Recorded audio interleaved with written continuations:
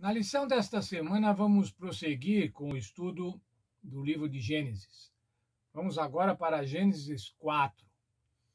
Gênesis 4 começa a narrar a condição do mundo após a queda. Gênesis 3, estudamos a queda. Mas agora, após a queda, como é que se desenrolou a vida no mundo? Como foi o cotidiano? Como foram as relações? Como que se desenvolveram os povos, as pessoas? O que havia acontecido, irmãos? Nós vemos lá, os seres humanos haviam sido expulsos do paraíso. Adão e Eva haviam sido expulsos do paraíso. Gênesis 3, 26, encontramos o seguinte: o Senhor Deus, pois, os lançou fora do jardim do Éden, para lavrar a terra de que fora tomado. Ora, daquela terra que Adão foi tomado para ser feito, moldado por Deus, agora ele teria que lavrar esta terra, como vimos outro verso, do suor do rosto, para poder buscar alimento. Dificuldades, esforço, o suor do rosto. Mas ainda, irmãos, após a queda, aconteceram nascimentos e mortes. Veja, por favor, o texto de Gênesis 1, 28. Qual era a bênção que o Senhor tinha dado ao casal Adão e Eva? Frutificai e multiplicai-vos. O Senhor tinha dito para ele: tenham filhos. Isso era uma das características divinas, produzir novos seres, novas criaturas, tenham filhos.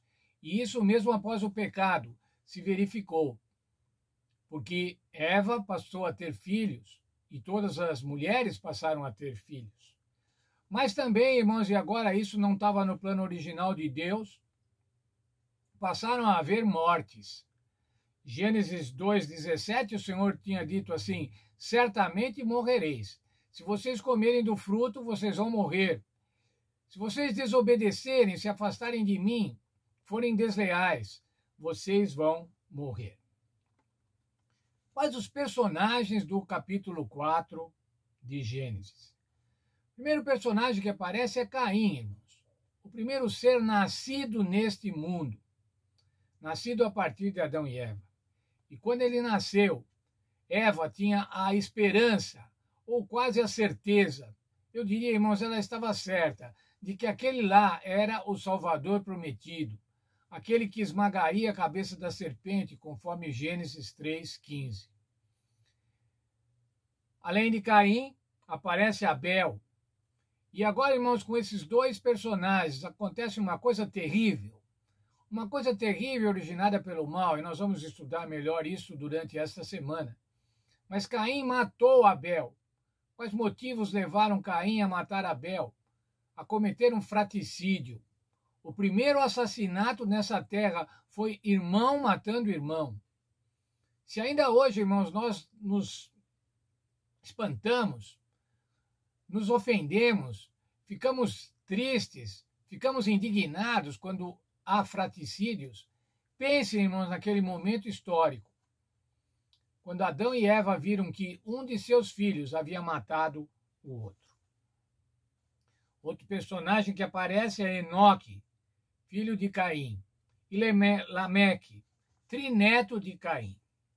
Esses se constituíam os povos dos filhos dos homens, as filhas dos homens, ou seja, aqueles que não viviam de acordo com a vontade de Deus, aqueles que levavam a vida conforme achavam que deviam levar, desobedecendo às ordens de Deus. E vimos também Sete, que foi o outro filho de Adão e Eva, servo que representa os servos de Deus, os filhos de Deus.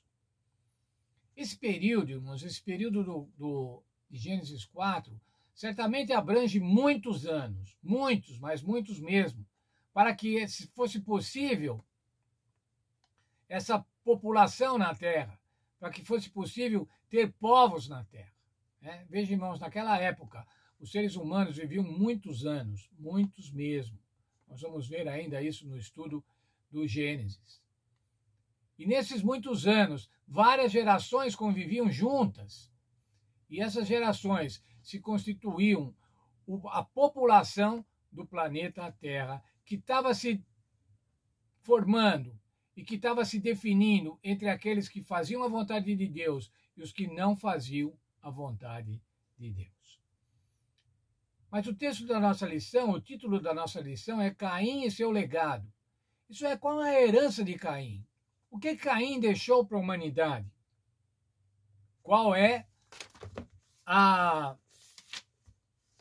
o patrimônio que Caim deixou? O que é que Caim deixou para a humanidade? Nós vimos também, e vamos estudar com detalhe, o conselho que o Senhor Deus deu a Caim, que é o verso para meditar da nossa lição. Veja lá, se fizeres o que é certo, não é verdade que você será aceito? Mas se não fizer o que é certo, eis que o pecado está à porta, à sua espera. O desejo dele será contra você, mas é necessário que você o domine. O Senhor estava dizendo para Caim, faça a coisa certa. Se você fizer o que é certo, as coisas vão dar bem. Mas se você fizer o que é errado, o pecado está espreitando. Como já dissemos, irmãos, Satanás está espreitando. E agora veja como diz o verso áureo, é necessário que você o domine. Se você não dominar o pecado vai te dominar. Vamos estudar então esse texto. O 4º capítulo da Bíblia. Ainda nos inícios, nos começos. E vamos ver qual é o conselho que Deus dava para Caim, que é o mesmo conselho que Deus dá para nós. Cuidado, não faça o mal. O pecado está à espreita, o pecado está à porta. É necessário dominá-lo. Que Deus nos abençoe e que a gente possa dominar o pecado. Dominar pelas nossas próprias forças? Não, irmãos. Dominar com o auxílio do Espírito Santo, do Senhor Jesus Cristo e de Deus o Pai, que estão sempre prontos para nos ajudar. Um bom estudo, então, dessa semana. Sejam felizes no estudo da lição da Escola Sabatina desta semana.